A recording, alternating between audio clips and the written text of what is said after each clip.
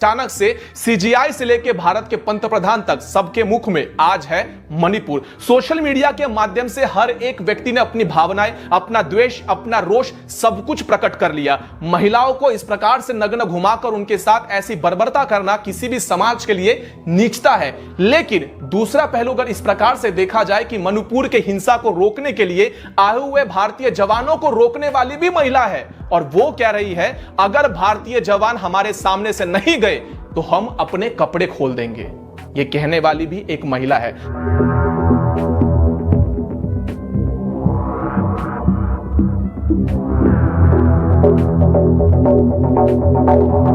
ऐसा कुछ करने की जरूरत नहीं है। आप लोग जाओ ना, आप नहीं जाएंगे तो हम कपड़े उतार देंगे। आप लोग जाओ। अम्मा हम ऐसा कुछ नहीं चाहते। आप लोग जाओ। नमस्कार साथियों, जय सनातन। आज हम बात करने वाले हैं सत्यता और सत्यता मणिपुर के इतिहास को लेकर, क्योंकि बहुत से सोशल मीडिया प्लेटफॉर्म के ऊपर अलग अलग प्रकार से अब हिंदुओं के विरुद्ध में एक प्रकार से साजिश की होड़ रची हुई है। तो समझने का प्रयास करते हैं और यह पूर्ण वीडियो देखिए, क्योंकि मामला जो है वो काफी ज्यादा सेंसिटिव है। तो मैं नहीं चाहता कि आप लोगों तक एक भी शब्द गलत पड़े। जो जानना है, जो समझना है, वीडियो के एंड तक देखिए और समझ लीजिए। बाकी आप लोग को वीडियो अगर हेल्पफुल लगती है तो ज्यादा से ज्यादा शेयर करिए, नहीं तो आप अपने विचार कमेंट के द्वारा बता सकते हैं। चलिए दोनों भागों को समझने का प्रयास करते हैं। मणिपुर में पिछले 8 महीने से हो क्या रहा है यह जानते हैं। चलिए आज का वीडियो आरंभ करते हैं। मणिपुर को समझने के लिए आप लोग को सबसे पहले मणिपुर के इतिहास को समझना होगा। मैतेई हिंदू समाज जो मणिपुर में एक समय में बहुसंख्यक था, महाभारत के काल से लेकर मुगलों के विरुद्ध में लड़ने वाले मैतेई हिंदू समाज आज अपने अस्तित्व की लड़ाई लड़ते लड़ते हार चुका है और मणिपुर को छोड़ चुका है। अगर आप लोग समझने का प्रयास करोगे तो आप लोग को पता चलेगा कि आपके चाचा नेहरू के बनाए गए नियमों की वजह से वहां मणिपुर के अंदर क्रिश्चियन मिशनरी भर भर के भेजे गए, और एक समय के बाद वहां पर कुकी समाज का जन्म होता है। कुकी समाज के बाद नागा समाज आता है जो कि क्रिश्चियनिटी को फॉलो करने लगा।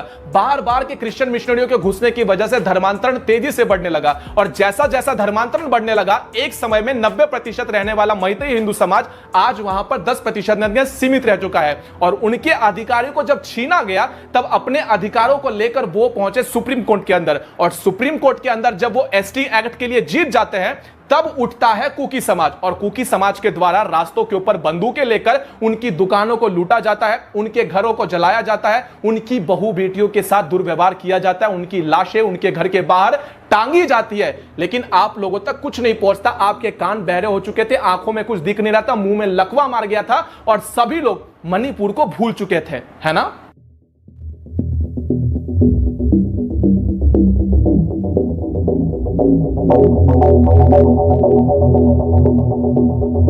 खैर हटाइए ये सारी बातें। वैसे भी ये सारी बातें इतिहास की, और आज के इंटेलेक्चुअल युवकों को इतिहास में ज्यादा इंटरेस्ट रहा नहीं, इसलिए इतिहास को भूल जाते हैं, वर्तमान की बात करते हैं। वर्तमान में जहां तक बात किया तो आप लोग को पता होगा कि जब भी आप लोग कभी किसी कॉलेज या स्कूल में एडमिशन लेने जाते हैं और जस्ट बिकॉज ऑफ रिजर्वेशन आप लोग को वहां पर अनुचित न्याय नहीं मिलता है, तब आप लोग के मन में प्रश्न उपस्थित होता है कि काश मेरे पास भी रिजर्वेशन की सीट्स होती, है ना। मतलब आप लोग के साथ जब कुछ गलत होता है तब आप लोग चाहते हो कि आपको भी रिजर्वेशन मिले, या फिर मुझे किसी कॉलेज में एडमिशन मिलना है, मुझे कोई नौकरी चाहिए और वहां पर मुझे रिजर्वेशन मिले तो मैं उस नौकरी को पा सकता हूं। लेकिन अगर आपके पास योग्यता है तो आप अगर रिजर्वेशन के कोटे में नहीं बैठते हैं तो आपको नहीं मिलेगा। यह अन्याय है, यह बात आप भी स्वीकार करते हैं, और यही चीज तो हो रही थी। मणिपुर का जो मेन झगड़ा था वो इसी को तो लेकर निकला था। अब आप लोग को यह समझना होगा कि जो कुकी समाज है और जो मैतेई समाज है, इनके बीच में जो डिस्प्यूट चल रहा है इसका रीजन ही यही है कि सुप्रीम कोर्ट के द्वारा अब मैतेई हिंदू समाज को रिजर्वेशन मिल चुका है, जिसकी वजह से कुकी समाज भड़क गया। और भड़का तो भड़का कैसे, हाथ में AK-47 लेकर।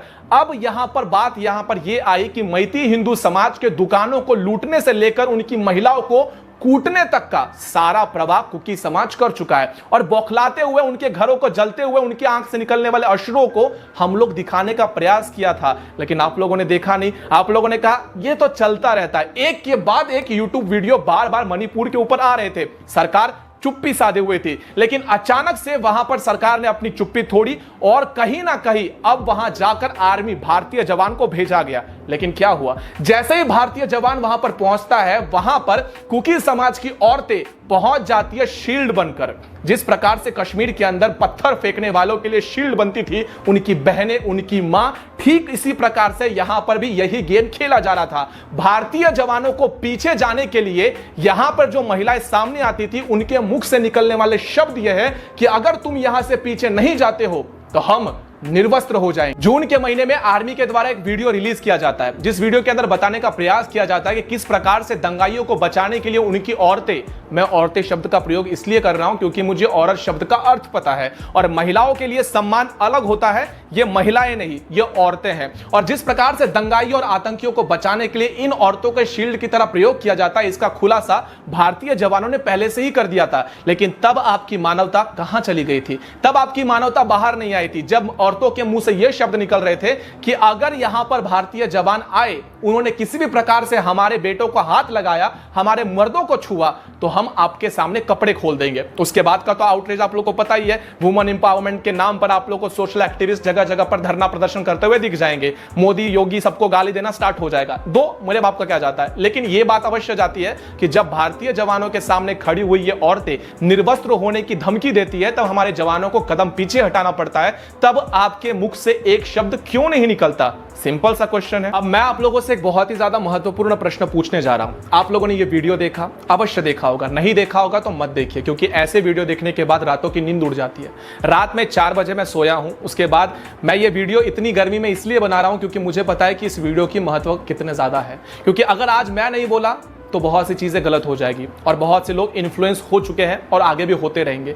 पुरुषों के झुंड ने जब 2 महिलाओं को निर्वस्त्र करके इस प्रकार से दौड़ निकाली, उनके गुप्तांगों को छुआ, तब भारत में कोने कोने में मानवता के ऊपर प्रश्न चिन्ह उपस्थित हो गए। बहुत अच्छी बात है, होनी भी चाहिए। इनके साथ वो व्यवहार किया जाए जो अपने आने वाले 7 जन्मों तक ये कभी ना भूले। महिलाओं के प्रति इस प्रकार का व्यवहार किसी तरह से एक्सेप्ट नहीं है, होना भी नहीं चाहिए। लेकिन अगर ये गलत है, जो कि है ही और कहना भी चाहिए, तो ये क्यों नहीं?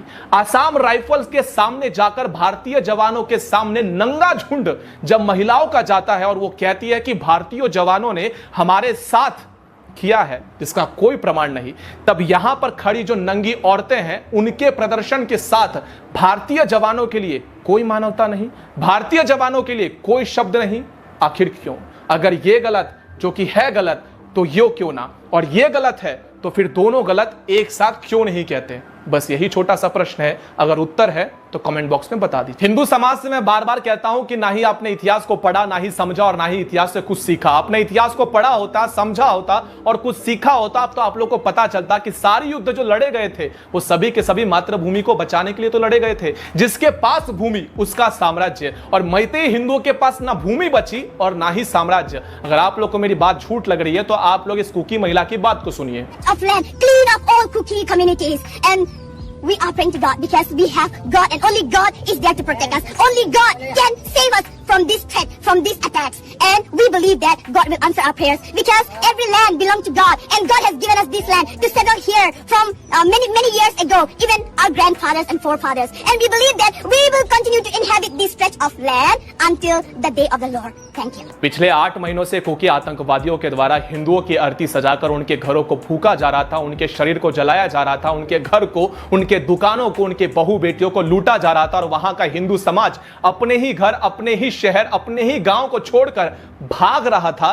तो मानवता की बड़ी बड़ी बातें करने वाले कौन से बिल में जाकर छुप गए थे? उनके आंख सूख गए थे या फिर जीभा कट पड़ी थी? और आज हर कोई मानवता की स्टेटस लगाएगा, हर कोई कहेगा कि एज अ इंडियन मुझे शर्म आ रही है, हर कोई कहेगा कि मानवता हार गई, हर कोई कहेगा कि रावण अच्छा था, कम से कम उनके जमाने के अंदर किसी महिलाओं को नग्न तो नहीं किया जाता था। सत्य, बिल्कुल सत्य। लेकिन अगर आप लोग इस बात को गलत कहते हो, जो कि गलत ही है, तो आपको इन औरतों को भी गलत कहना होगा जो भारतीय जवानों के सामने केवल अपने कपड़े इसलिए खोलने के लिए तैयार है क्योंकि वे वहां पर घुसकर हिंदुओं की मदद करेंगे। तो अगर आप लोग को सच में सीधा खड़ा होना है, आप लोग को स्टैंड लेना है, तो एक साथ अपने समाज के लिए स्टैंड लीजिए, क्योंकि वहां पर आतंकवादी वर्सेस भारतीय हो चुके हैं। ना ही क्रिश्चियन वर्सेस भारतीय हुए हैं, ना ही क्रिश्चियन वर्सेस हिंदू हुए हैं। तो आप लोगों से हाथ जोड़कर निवेदन करता हूं कि यह गलत तो है ही, इसका तो कोई भी समर्थन कर ही नहीं सकता, ना ही जस्टिफाई कर सकता है। लेकिन यह जो होता है आसाम राइफल्स के सामने, जब भारतीय जवानों के सामने महिलाओं की झुंड नंगी होकर पहुंचती है, तब इन औरतों को भी आतंकवादी की सूची में डालना ही उतना ही उचित है जितना इनका है। अब आपका निर्णय है, आप स्वयं लीजिए। इस वीडियो का उद्देश्य आप लोगों तक चला गया होगा। अब अगले वीडियो के अंदर मिलते हैं, तब तक अगर थोड़ी सी मानवता बची होगी तो इस वीडियो को शेयर करिए। अगले वीडियो के अंदर मिलते हैं, तब तक के लिए जय सनातन।